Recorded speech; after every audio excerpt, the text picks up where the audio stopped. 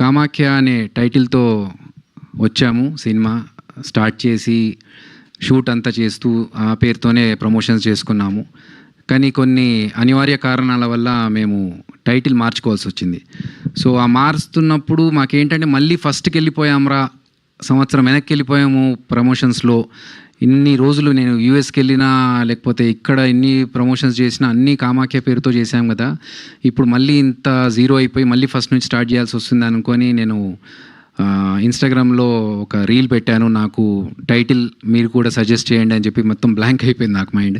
So ఆ టైంలో support అడిగినప్పుడు చాలామంది ఎంత ఇన్నోవేటివ్ టైటిల్స్ని పంపించారంటే ఐ వాజ్ ఓవర్వెల్మ్డ్. చూస్తుంటే నాకు చాలా సంతోషం అనిపించింది, ఇంత సపోర్ట్ ఉంది అని చెప్పేసి. టైటిల్ గురించి నీ సినిమా హిట్ అవ్వాలి, నీ సినిమాకి మంచి టైటిల్ రావాలి అని చెప్పి ఎంతమంది అయితే నాకు టైటిల్స్ పంపించారో వారందరికీ థ్యాంక్స్ చెప్పుకుంటున్నాను. సో ఫైనల్గా మేము వస్తున్న టైటిల్ కామాఖ్యకి దగ్గరలో సౌండింగ్ అంతా ఉండేలాగా కర్మాఖ్య అనే టైటిల్తో వస్తున్నాము. And the meaning of this Karmakhya is your identity through your deeds. So మనం చేస్తున్న కర్మలే మన గుర్తింపుగా. ఇది దేవుళ్ళ సినిమా కాదు, దేవుళ్ళ ఎలిమెంట్ ఉన్న, అమ్మవారి ఎలిమెంట్ ఉన్న ఒక క్రైమ్ థ్రిల్లర్.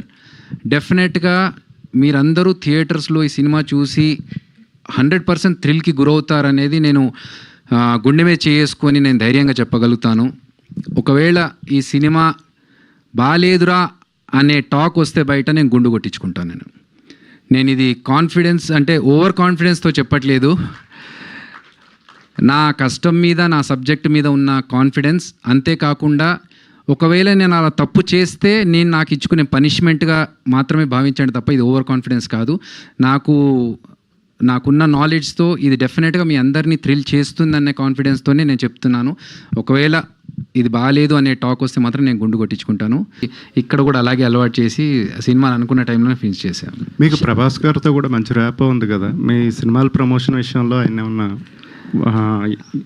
అది నాకు ఏంటంటే ఒక ఇబ్బంది కొంచెం. నాకు ప్రభాస్ గారిని అడగాలన్నా, అనిల్ రావిపూడి గారిని అడగాలన్నా, వీళ్ళందరూ నాకు బాగా తెలిసిన వాళ్ళైనా కూడా అడిగి ఇబ్బంది పెట్టడం అనేది, అంటే అడగాలి, అడిగితేనే వాళ్ళు సపోర్ట్ చేస్తారు ఎవరైనా సరే. కానీ నాకు కొంచెం మొహమాటం, వెళ్ళి అడిగితే ఇబ్బంది పడతారేమో, వాళ్ళకి చేయడం ఇష్టం లేకపోతే మళ్ళీ నో చెప్పడం ఎందుకు అనేది.